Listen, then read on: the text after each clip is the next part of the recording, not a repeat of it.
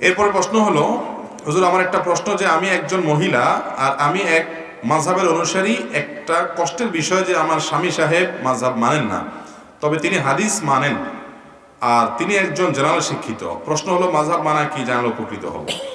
দেখুন, ঘরে ঘরে আজ এই সমস্যা দেখা যায় যে স্বামী তিনি হয়তো সরাসরি হাদিস কোরআন দিয়ে চলবেন, তিনি কোনো মাযহাব মানবেন না, স্ত্রী মাযহাব মানবেন। আবার দেখা যায় এর উল্টা, স্ত্রী হয়তো মাযহাব মানবেন না, হাদিস কোরআন থেকে ডাইরেক্ট তিনি আমল করবেন, আর স্বামী হয়তো কোনো মাযহাবের অনুসরণ করেন। এটা নিয়ে স্বামী স্ত্রীর মধ্যে কামড়াকামড়ি, গন্ডগোল, ফাসাদ হয়, এমনকি বিবাহ বিচ্ছেদ পর্যন্ত হয়। এরকম ঘটনা অহরহ দেখা যায়। ভাইরা আমার, এটা হয় আমাদের অজ্ঞানতার কারণে, আমাদের সীমালঙ্ঘনের কারণে, আমাদের বাড়াবাড়ি করার কারণে। মনে রাখবেন, চারটি প্রসিদ্ধ মাযহাবের চারটি কোরআন এবং হাদিসের উপরে এগুলোর ফাউন্ডেশন গড়ে উঠেছে, এগুলোর ভিত্তি গড়ে উঠেছে কোরআন এবং হাদিসের উপরে।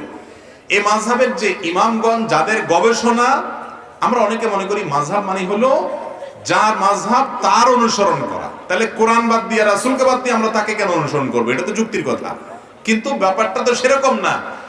ইমাম আবু হানিফা রাহিমাহুল্লাহর মাযহাব মানে তিনি যা বলেছেন সেটার অনুসরণ না, এটা মাযহাবের ভুল ব্যাখ্যা। ইমাম আবু হানিফা রাহিমাহুল্লাহর মাযহাবে শত শত হাজার হাজার, বরং বহু মাসআলাতে তার কথার উপরে ফতোয়া না, তার মাযহাবে কেউ আমল করে না তার কথার উপরে, তার ছাত্রের কথার উপরে আমল করা হয়, যেহেতু এটা কোরআন হাদিসের কাছাকাছি। অতএব স্বয়ং মাযহাবের ইমামগণ বলেননি যে আমাদের অন্ধ অনুকরণ করবে, আমরা যা বলবো সেটা করবে, এটা তারা বলেননি। এবং বাস্তবিক ক্ষেত্রে এটা যে হয় যে সবাই ওই ব্যক্তিকে অনুসরণ করে, ব্যাপারটা সেরকম নয়। জন্য হাদিস কোরআনের বিপরীতে এটাকে দাঁড় করাবেন না আল্লাহর ওয়াস্তে। তবে হ্যাঁ, এটা ঠিক যে আমরা যখন কোরআন এবং হাদিসের আলোকে কোনো কিছু জানতে পারবো পরিষ্কার ভাবে, আমাদের কাছে স্পষ্ট হয়ে যাবে, তখন সেটা মানতে আমাদের কোনো দ্বিধা, কোনো দ্বন্দ্ব, কোনো সংশয় থাকা উচিত না।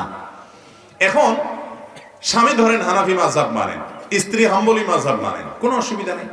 ইসলামের ক্ষেত্রে কোনো বিধিনিষেধ আরোপ করা নেই, আপনি কেন গন্ডগোল করবেন? এই গন্ডগোল করা জায়েজ নাই। আর একজন মানুষ কোরআন হাদিস দিয়ে যদি চলতে পারেন নিজে থেকে সবকিছু দিয়ে, আলহামদুলিল্লাহ, ভালো কথা। কিন্তু এটা জানার জন্য, অর্থাৎ এটা করার জন্য বিপুল পরিমাণে হাদিস কোরআনের ইলম থাকা দরকার। এত সহজ না।